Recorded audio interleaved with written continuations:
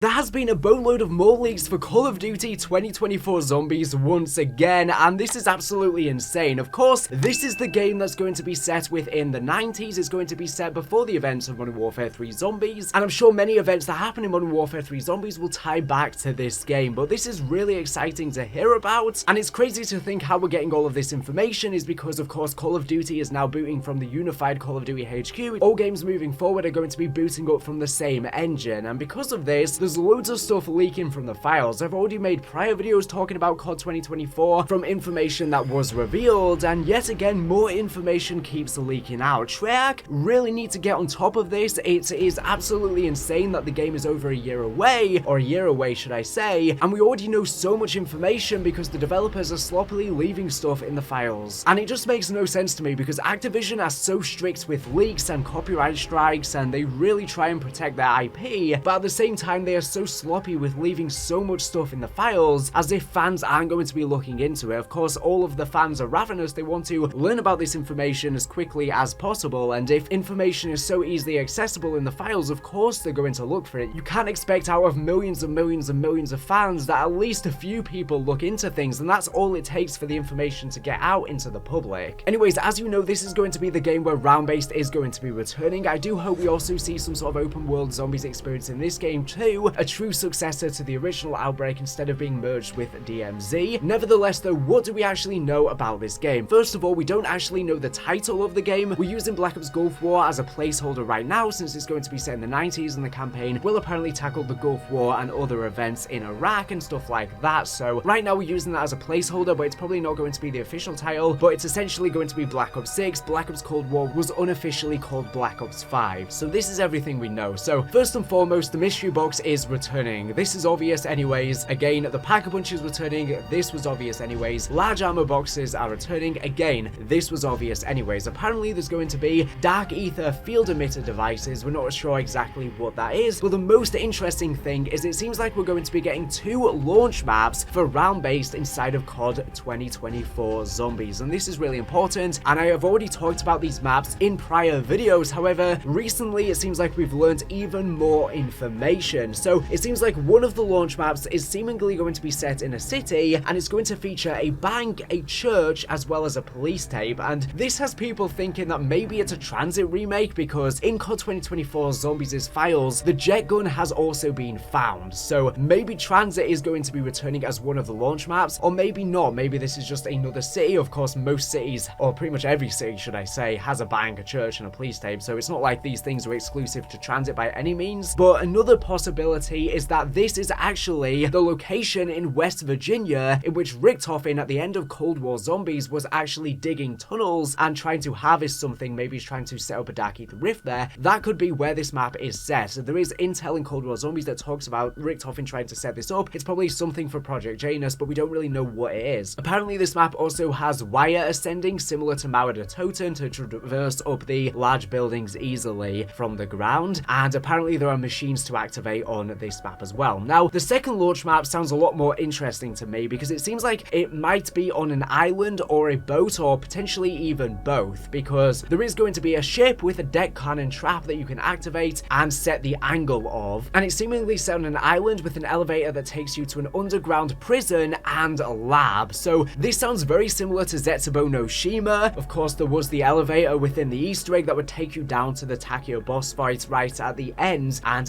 yeah, that map I think was really good. Zetsubo no Shima had amazing atmosphere, and I would love to see another island map once again with that similar jungle aesthetic, and this map most likely ties into the post-credit scene of the Forsaken's ending cutscene, where of course there's a 5-year time jump to 1990 where Dr. Peck is heading to the Pacific. He requests for a boat to head out somewhere in the Pacific Ocean. We're not sure exactly where that is. Maybe it's where the inversion missiles were actually diverted within the first Outbreak main quest by Ravenov and Samantha Maxis, but most likely this is the location where the Requiem heads / the strike team, maybe both, maybe just one set of this crew, were apprehended and arrested by Eddie Richtofen, the director of Requiem, at the end of Forsaken. Of course, they were taken somewhere to something known as Blacksite 13, and it's possible that Blacksite 13 is indeed this island where there is a prison underground that you have to access via an elevator. Maybe we'll access this as just a regular part of the map, or maybe within the Easter egg. Maybe this prison skeleton actually has, you know, ether protectors around it, so it might inhibit their powers because they've been exposed to the Ethereum for a very long time. It's possible they might actually start to harness some powers similar to Samantha herself. But yeah, it seems like Dr. Peck is going to be a protagonist now in COD 2024 Zombies, and he's going to be trying to rescue our characters that we, of course, unfortunately know end up deceased at the end of this storyline, because we see them in Modern Warfare 3 Zombies long deceased, holding onto these Ethereum canisters, some sort of device. We're not sure why, whether it's to rescue Samantha Maxis. We're not sure how they end up here, but that's probably going to be something we're going to discover in COD 2024 Zombies. So yeah, both of these maps sound really, really awesome, I'm not going to lie. In addition, it seems like on this island map, there's going to be some sort of tentacle trap, so I don't know if there's going to be some sort of Kraken creature. I wouldn't be surprised if that is the final boss fight as well. It does also seem like there's going to be some sort of vermin wonder weapon. There's references to some sort of quest for it in the files, so I don't know if this is going to be some sort of rat wonder weapon or something like that. And apparently, there is actually going to be a jump scare during the process to actually obtain the weapon in the quest, so I don't know if there's going to be some sort of rat jump scare or some other type of vermin. We'll have to wait and see. But the biggest leak that's come out of COD 2024 Zombies is it seems like Gobblegums might actually be returning. Now, this has a lot of people concerned since Gobblegums were essentially gambling. However, I think we should just temper our expectations or temper our worries right now, because we don't actually know how Gobblegums would work inside of COD 2024 Zombies. It might not be a loot box style system, because you have to bear in mind the reason why Call of Duty got rid of supply drops and why lots of other gaming companies no longer do loot boxes is because governments started cracking down on them, and they started having regulations, especially in the EU, surrounding loot boxes. So I don't think even if they wanted to do loot boxes, Activision could anymore, because certain countries would restrict them. So I'm not sure if they would do loot boxes this time around. There's two possible ways they could do Gobblegums this time. One way is they might do it so that it's similar to Modern Warfare 3 Zombies, where they basically work like schematics, so you might be able to unlock them, and it's going to be on a cooldown where you can only use it, for example, once every 2 days, similar to the ray gun in Modern Warfare 3 Zombies. Maybe it's going to be exactly like Modern Warfare 3 Zombies, because we do know the exfil system seems to be returning for COD 2024 Zombies. Of course, we had exfilling in Cold War Zombies as well. It worked differently to, of course, in Modern Warfare 3 Zombies, because it would only be on round 5 or 10 or whatever, and you had a limited time to actually get to the exfil point. You had to actually physically call it in. You didn't have to exfil. It was your choice. You were not forced to exfil and end the game like Modern Warfare 3 Zombies, but if at any point you wanted to, you had the option to call in the exfil chopper on these specific rounds, and of course you then had to kill a certain amount of zombies to be able to exfil at the point. It's probably going to be very similar in COD 2024 Zombies, and I wonder how the Gobblegums will work. Maybe it's going to be similar where to Modern Warfare 3 Zombies, where you can actually exfil with these Gobblegums and bring them into future games, or you can use it in your game specifically, and maybe it's going to be just like Modern Warfare 3 Zombies, where there's going to be some, like the schematics, that are permanent upgrades on a cooldown, and maybe some of them will be one-time uses. That's one way they could do the system. The other way they could do it is like in Cold War Zombies, maybe there's Ethereum crystals you can unlock by progressing rounds or completing objectives like in Outbreak, and you can use these Ethereum crystals to potentially just directly buy the Gobblegums. Maybe that is one way they could do it. Both of these ways wouldn't be pay to win, but I wouldn't be surprised if either way they do it, they add in some sort of way to do it via payments, whether you get Gobblegums that are tied with bundles, just like we've had in DMZ and are coming up for Modern Warfare 3 Zombies as well, or maybe you'll just be able to directly buy Ethereum crystals to buy them immediately. And if they do this, this will be really unfortunate. Of course, Gobblegums were in Black Ops 3 Zombies, and they were a lot of fun, regardless of the fact that they were definitely pay to win and definitely gambling. They were a lot of fun. However, they did start to get a bit too far as time progressed. Of course, everyone was just jumping in with Perkaholics and Pack-a-Punch, but they also had so many fun Gobblegums, the whimsical ones, or Killing Time, that would just pause the zombies. You know, there were so many fun ones, and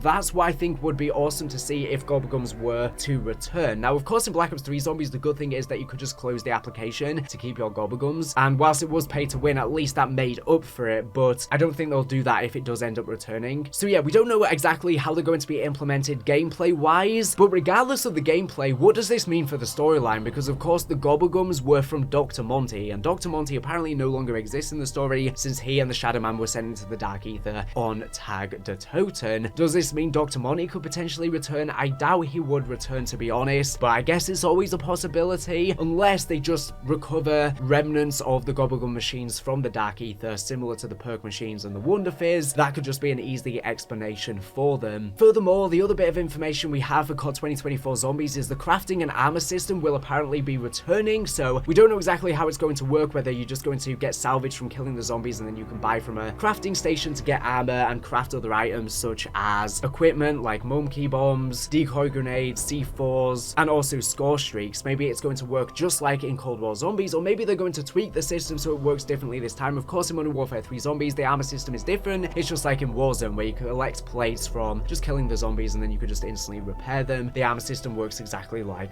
Warzone, but maybe it's going to be back like Cold War in COD 2024 Zombies. That's all the information we have on COD 2024 Zombies right now. As I said, this is going to be the big round-based return. We do have a little bit of information from Modern Warfare 3 Zombies. Another one of the bosses, the upcoming warlords, has leaked, but it doesn't really tell us that much information. We just know the name is Keres, a Greek god. So yeah, right now this is all we know. Let me know your thoughts on all of this in the comment section down below. I can't wait for round-based to be back. I'm also really glad that we're apparently going to be seeing 2 maps on launch. Of course, Cold War Zombies only launched with one D machine. We had Dead Ops as well, which was good, but it definitely needed more content. And I hope we also see on launch something like Dead Ops and also something like Onslaught, some other mode that we can play. Onslaught was so much fun, especially Onslaught Containment. I hope that returns in this game as well. So far, we don't have any details, but I think 2 round-based maps on launch is good. I think Black Ops 4 overdid it by trying to launch with 4, and that's probably why it launched with so many bugs and issues, because they were trying too hard with too much on launch. They definitely should have spaced out that content. There is such a thing as too much at once. I think we definitely need at least 2 maps on launch, but I think these are 2 main maps. I would be down as well for at least one other small basic map, similar to Nagdarontoten, for example, or Groston House from World War II Zombies, just a small little survival map you can play. That's just a bonus. It doesn't really have a main Easter egg. Maybe there's a couple side Easter eggs and that's it. It's just a small contained area you can enjoy. And I definitely think, like I said, it needs some sort of side mode on launch as well. And I think during its DLC cycle, we need at least 4 round-based maps, and then maybe something like Outbreak as well, an open world experience to go alongside it. We only got 3 round-based maps in Cold War, which I think definitely wasn't enough, especially considering we only had D Machine on launch. So I think if they pull off 4 round-based maps in its DLC, 2 at launch, and then some other bonus modes such as Onslaught, as well as some sort of Outbreak mode returning, as well as maybe some survival maps, that would definitely be enough content, and maybe some other side modes. Let me know in the comment section down below, do you want to see Gobblegums back? And if you do want to see them back, would you mind if they were pay to win and worked exactly like Black Ops 3? Or would you want to see them back, but only if it was a fairer system, like how I mentioned before, whether it's similar to the schematics from Modern Warfare 3, or maybe you just buy them directly with Ethereum crystals? Which way would you want them back, if you want them back? And also let me know which Gobblegums you would most want to see back as well that were in Black Ops 3. Like I said, they really need to balance them because they got too overpowered in Black Ops 3, where you could just spawn in with everything essentially. And even for high rounds, they got way too overpowered because you could literally skip rounds. So they need to be careful with how they balance them, especially because they might have some that will allow you to basically never die with some sort of self-revive. Maybe they'll limit the amount you can actually use in one game. Anyways, thank you for watching the video. Make sure to subscribe if you're not the latest and greatest Call of Duty news and information. So anyways, thank you for watching, and